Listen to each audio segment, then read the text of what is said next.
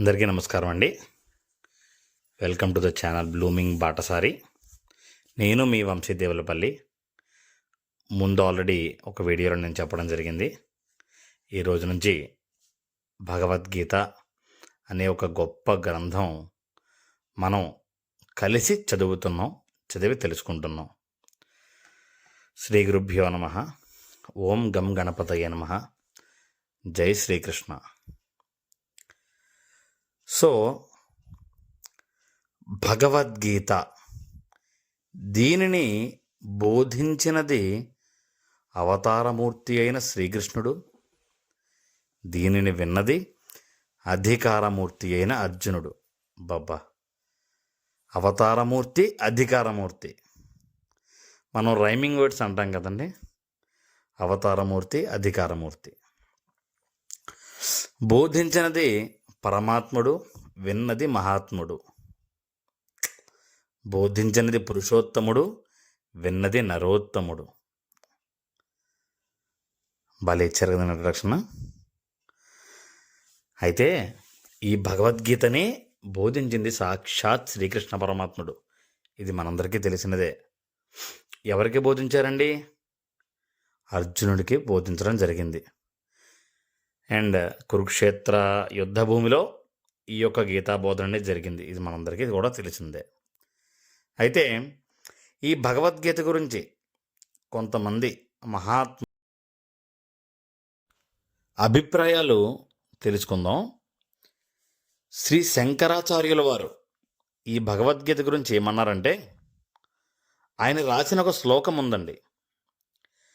భగవద్గీత కించిదధీత గంగాజల లవకణికాపీత సకృతయేన మురారి సమర్చ తస్య కరోతి యమోపిన చర్చాం.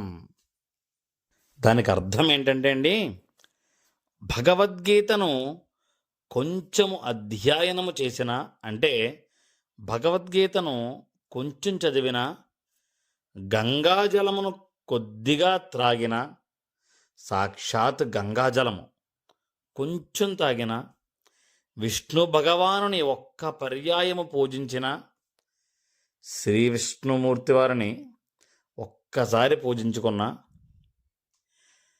ఇక యముడు వారి చింతకు పోనేరడు. యమధర్మరాజుల వారు వారి చింతకే పోరట. ఇక్కడ మనందరికీ కూడా ఒక డౌట్ వస్తుంది కామన్గా. ఎందుకంటే మనం కలియుగంలో ఉంటున్నాము.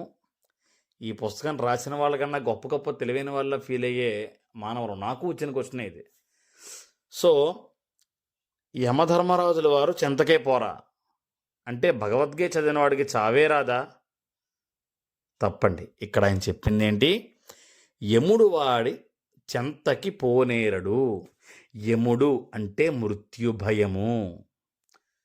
జననము మరణము అనేది ఎటువంటి మనిషికైనా సరే తప్పనిసరిగా వచ్చేవే. కానీ ఆ మృత్యు భయం, అమ్మో ఏమవుతుందో ఏమవుతుందో ఏమవుతుందో అనే భయం ఈ భగవద్గీతను ఎవరైతే చదువుతారో వారికి దరికి రాదు అనేది దీని యొక్క అర్థం అండి. ఎంత గొప్పగా చెప్పారు కదా శంకరాచార్యుల వారు. అలాగే మనందరం జాతి పితగా పిలుచుకునే గాంధీ మహాత్ములు ఇంగ్లీష్లో ఒక సెంటెన్స్ చెప్పారండి భగవద్గీత గురించి. I lost my earthly mother who gave me birth long ago, but this eternal mother Gita has completely filled her place by my side ever since.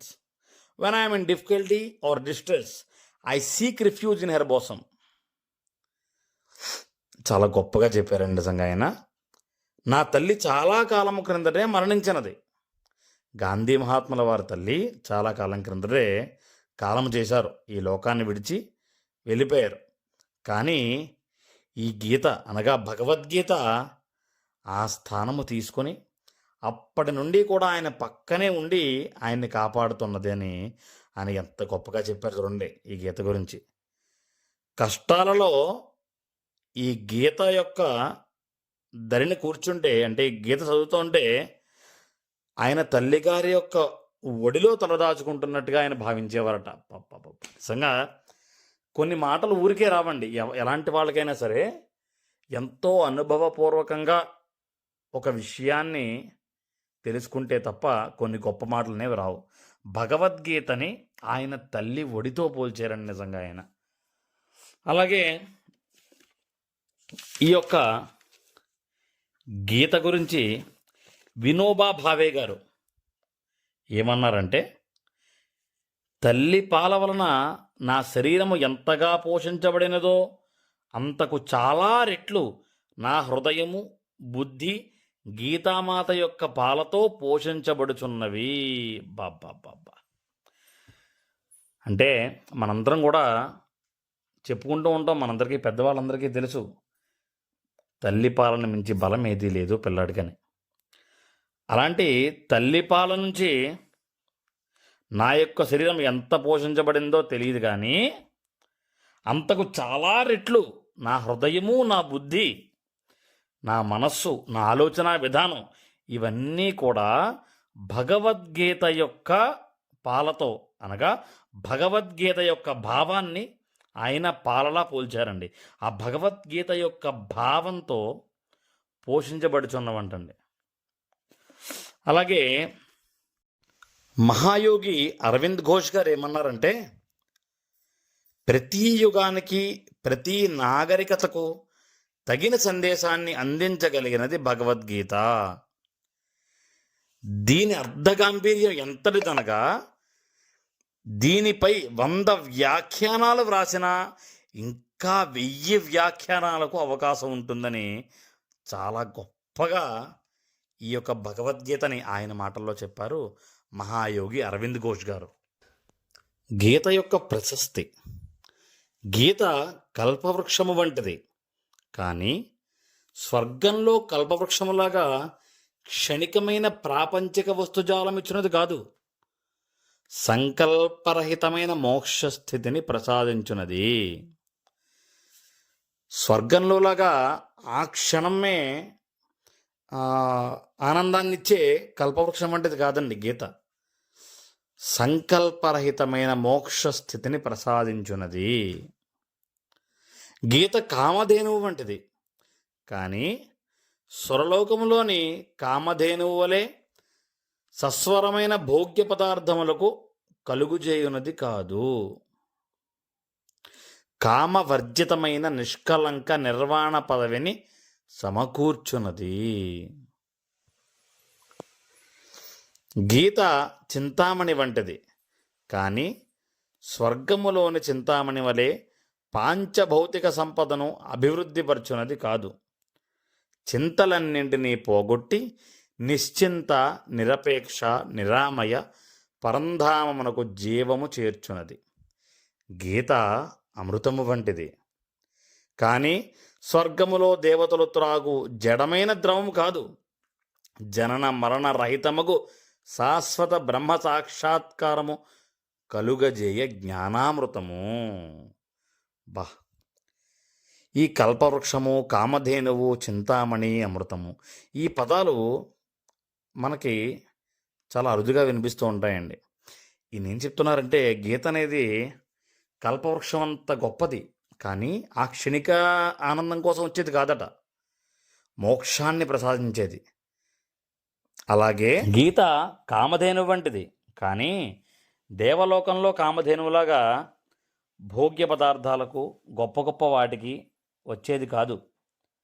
కామవర్జితమైన నిష్కలంక నిర్వాణ పదవిని సమకూర్చున్నది. అంటే ఒక ప్రశాంతమైన, ఎటువంటి కోరికలు లేకుండా ప్రశాంతమైన జీవితానికి దారి చూపనిది. గీత చింతామణి వంటిది, కానీ స్వర్గంలోని చింతామణి వలె కాదు. అంటే స్వర్గంలోని చింతామణి వలె కాదు. చింతలన్నింటినీ పోగొట్టి, అంటే ఏ బాధలు ఉన్నా అవన్నిటినీ పోగొట్టి ప్రశాంతత, అలాగే ఒక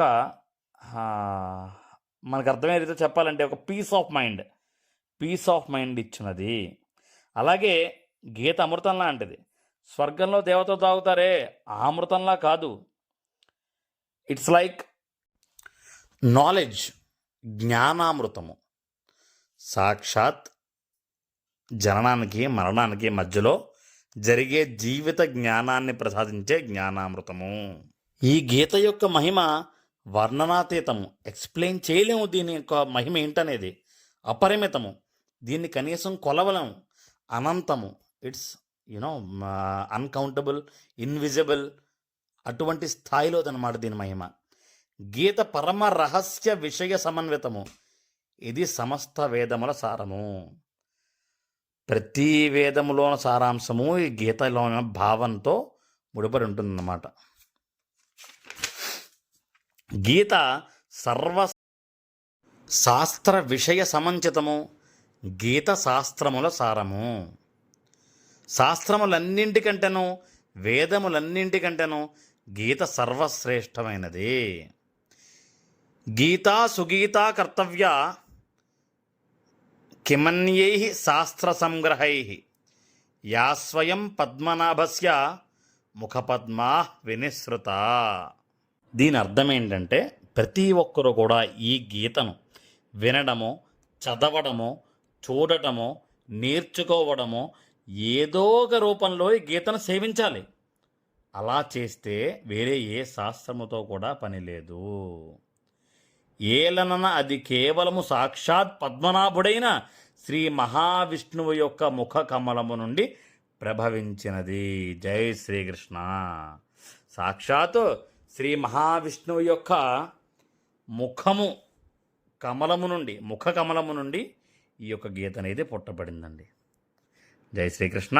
ఎంతటితో ఈరోజు ఈ యొక్క గీత, భగవద్గీత పారాయణలో ఇక్కడితో మనం ఆపుదాం. రేపు మరలా విల్ మీట్. నేను చెప్పేది మీకు అర్థమైనట్లయితే నా ఛానల్ని సబ్స్క్రైబ్ చేసుకోండి. నేను వీడియో పెట్టగానే మీకు నోటిఫికేషన్ వస్తుంది. అలాగే ఈ యొక్క 11 నిమిషాలు పూర్తిగా విని అర్థమైంది అని అనిపించిన వాళ్ళు ఎవరైనా ఉంటే ఒక కామెంట్ రూపంలో తెలియజేయండి. అలాగే ఈ ఛానల్ని షేర్ చేయండి, సబ్స్క్రైబ్ చేయండి.